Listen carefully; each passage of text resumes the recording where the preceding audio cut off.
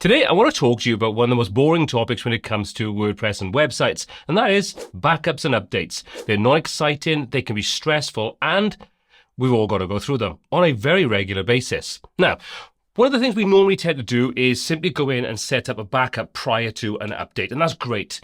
But if you've got to check your sites afterwards, fine if you've got one or two sites, but if you're working with clients, you maybe have 10, 15, 20, 100 websites, it's not really viable to go and check every single one of them. Today, I want to introduce you to a new tool that makes that so much easier. We're going to take a look at FlowGuard. Now, this isn't sponsored in any way. This is something that I've been given early access to, and I said I'd like to make a video when it's ready to launch, just to show you what it can do and how it may save you a ton of time and heartache. So why FlowGuard? Why am I interested in it? Primarily because the developer behind it, Daniel, is also the developer behind BricsForge, which is a very powerful Bricks plugin that opens up lots of extra functionality, from GSAP animation to advanced forms and a lot more. So when he told me that he had a new tool coming out, piqued my interest. He was kind enough to give me access to it, and I want to show you the basics of how it works. And if you want to grab an early bird discount of 35%, check out the details down in the description below, and you can hop on board early and save yourself a bunch of cash. So FlowGuard is basically a visual monitoring tool for your websites, but it does a lot more than that. Let me give you a very brief example of how you can set it up and some of the things you can do. Now, once you've got it installed and set up, you've got a couple of basic settings inside the actual dashboard itself. You've got the overall dashboard that'll give you monitoring for uptime and so on. You've got the flows that you create, which we'll come back to in a moment.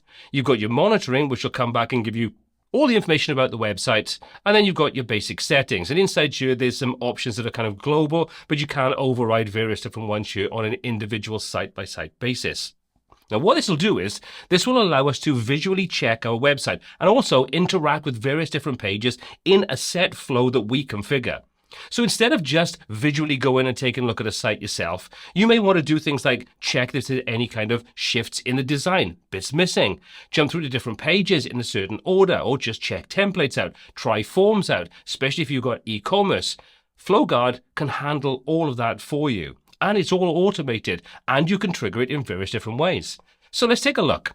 If we come into flows, let's create a new flow. This is kind of the heart of everything you're going to do inside FlowGuard.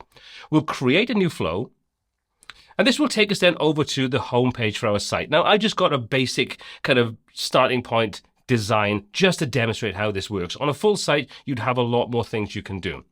So now this is our site, and currently we have no steps set up inside here. So what we can do is we can add steps. If we click that option, we can do things like open page, click interactions, hover, scroll to, type text, select option, and so on.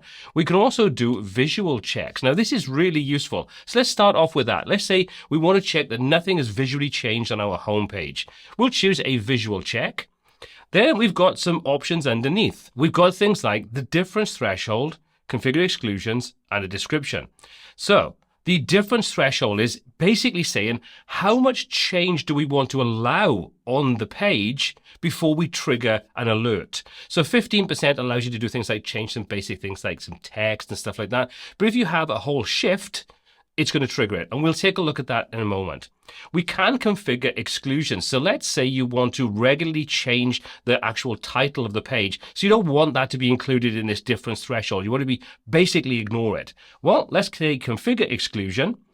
And we can say we can enter the CSS selector, or we can simply click the little target option, come over, and you can see as we hover over, it'll highlight the various different selectors. We'll choose our title for the page. There's the actual CSS selector for it. Want to add a second one in? Not a problem. We'll add the subheading in. We now have 2 exclusions to this page. So let's click on done.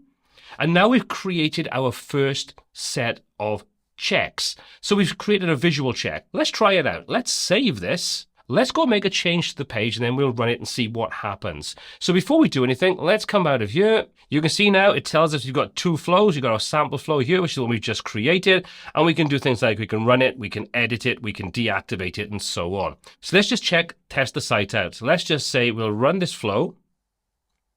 You can tell it's running, it's active, there's one step, it's running right now. That's going to go through and see, passed perfectly fine because there's been no changes. But let's go and make a change. Let's go and change the image on the home page. So there's our design. I'm using bricks. Doesn't matter what you use. It's completely irrelevant. Choose our section and we'll come in to change our background image and we'll delete this and we'll upload a different image. Let's try this one. Insert it, hit save, jump back and test this out. So let's go and run that flow again.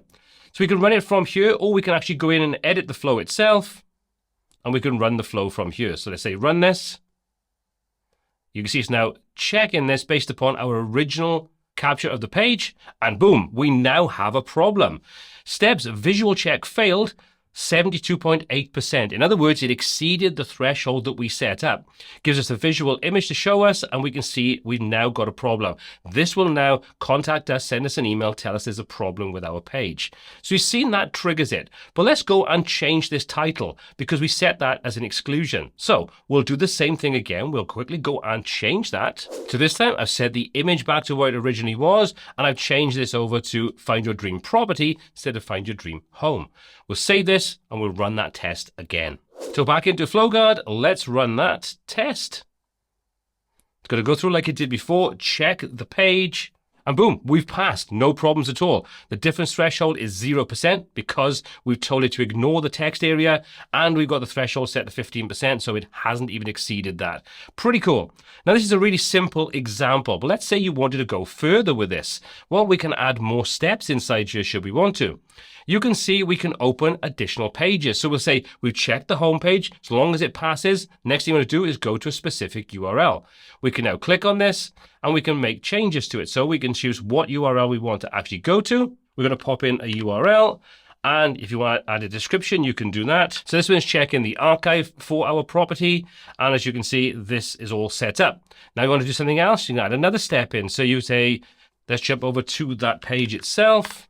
There's our page so we can see. And now if we want to, you can kind of do other things. So you can record from here and say, right, what we want to interact with something. So we'll click on this, tells us it's opening a page. And as you can see, we can now come through and we can do things on here. So if we had a form, for example, we could go through and configure things on the form and test that out. And once we finish, hit stop, and as you can see, we can click on this and it gives us all the information about what we've done. So you've chosen a very specific page. If you wanted to jump through to a template, you could just use the open page, put the template inside here. You kind of see how this all works.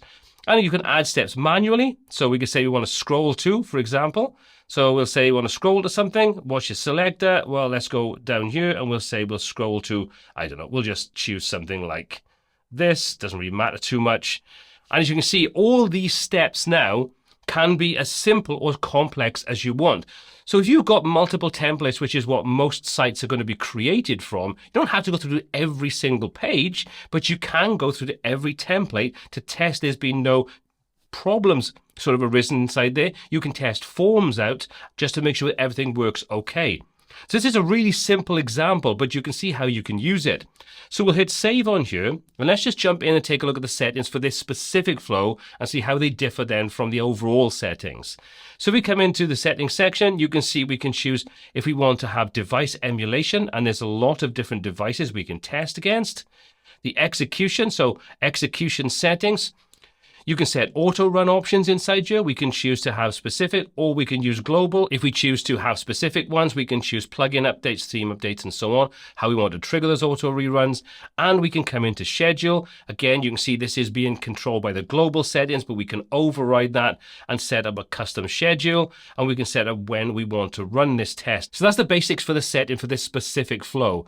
If we jump over into the settings globally, you can see we can change some more options here. Your general just allows you to change your kind of the way things look and stuff like that. Your testing, this just gives us more information. So we can pop this into test mode. We can choose email handling, how we want to capture error screenshots, caching, and so on.